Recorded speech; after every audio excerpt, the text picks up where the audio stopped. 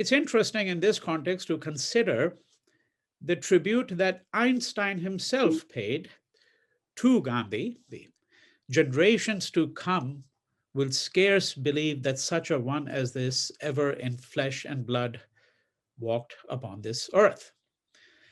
Now, in India, the designation of Mahatma was given to him by Rabindranath Tagore. Rabindranath Tagore was himself an extraordinarily interesting man, something of a sage and a great literary figure, the first Asian to win the Nobel Prize in Literature in 1913. And this is what Tagore himself had to say about Gandhi. He stopped at the threshold of the huts of the thousands of dispossessed, dressed like one of their own. He spoke to them in their own language. Here was living truth at last, and not only quotations from books. At Gandhi's call, India blossomed forth to new greatness, just as once before in earlier times, when the Buddha proclaimed the truth of fellow feeling and compassion among all living creatures. Now, I think it's an extraordinary tribute because in the long span of Indian history, Tagore goes back to the time of the Buddha, himself one of the greatest persons in history, right? To encourage people to think about Gandhi as someone who is in many ways an inheritor of the legacy of the Buddha.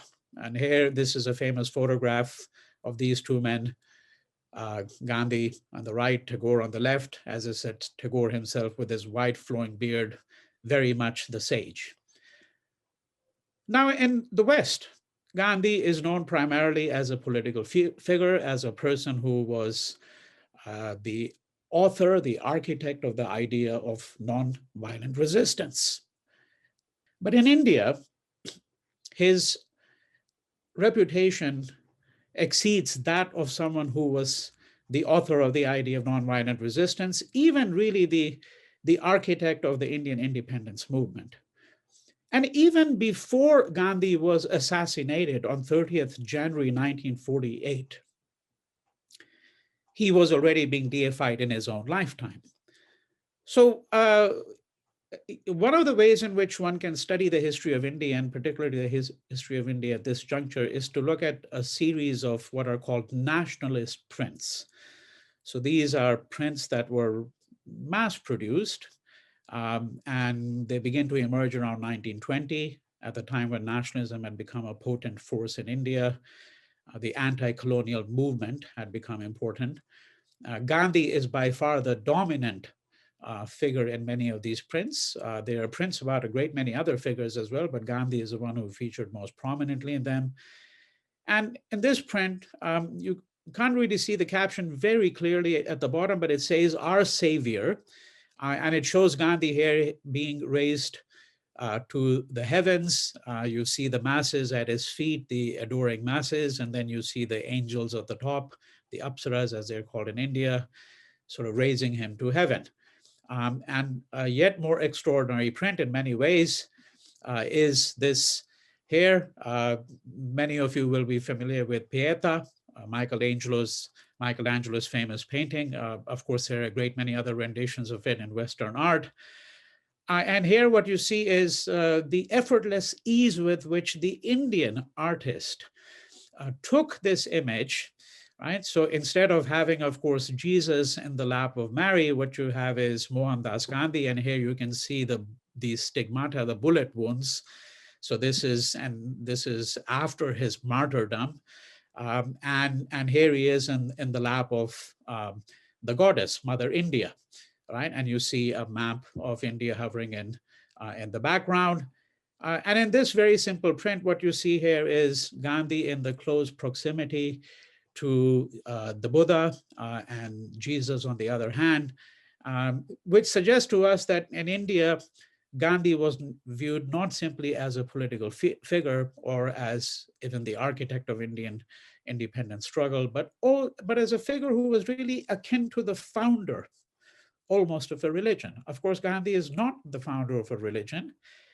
And here we see one extraordinary conundrum, which is present throughout the life of Gandhi and would continue to be a source of discussion for commentators and biographers for many years, even after his death. And that conundrum was that, well, is Gandhi really a politician or is he a religious figure?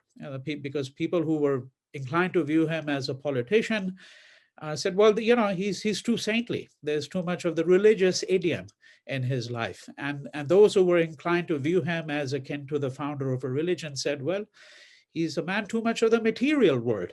He works in politics, and politics is the life of the slum. You have to compromise. And so that's one of the ways in which we can set up some kind of understanding of how to think about Gandhi. Now, Gandhi's own life is the epic that India produced in the modern age. You know that there are two great epics that have come out of India, the Mahabharata, from approximately around 2,000 years ago, the Ramayana, more or less from around that same time. But I'm suggesting that Gandhi's own life is something of an epic. And then it's an epic in the literal sense. His collected writings run to 100 volumes. These are all hefty volumes, several hundred pages, 400 or 500 pages each. And we know for certain that there are things that Gandhi wrote which are not included in the collected writings. For example, his letters to one of his sons, because they were in a private archive. There are over 1,000 biographies of him in English alone. Leave aside, hundreds of European and Indian languages. His life is documented in minute detail, partly by Gandhi himself, not because he was narcissistic and thought that everything in his life was critically important, but because Gandhi was of the view that when we are attempting to understand nonviolence, we have to understand the entirety of a man's life. Right? So for Gandhi, there was a relationship between his idea of nonviolence and what he ate, how he slept, right? The clothes he wore. And I will try to give some insights into how one might think about some of these kinds of questions. Gandhi founded and edited 4 newspapers in his lifetime, so wrote thousands of editorials for these newspapers. And one reason why he wrote so much is he never left a letter unanswered. The letter could have been from, a king. It could have been from a great writer. It could have been from a student in kindergarten. But Gandhi never left a letter unanswered, to the best of my knowledge. So it's an epic life in that sense, that we know an enormous amount about it, but Gandhi contemplated and reflected on nearly everything. And one interesting question that comes to one's mind is that, well, how was his life conveyed to the masses in India? I mean, the literacy in India, say around 1930, is 15%, right? So how did people get a sense of his life? I mean, this is well before the internet age. It's before the invention of television. And these are the kind of prints. So this is a print which is similar to the kind of prints that you had seen before. But this one is issued after his death.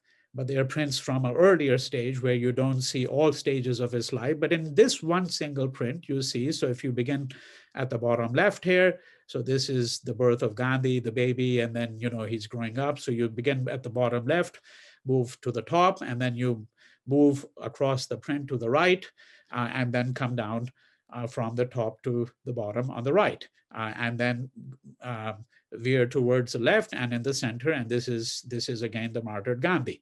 And this shows the different stages of his life. Now, for the purposes of our presentation today, of our discussion today,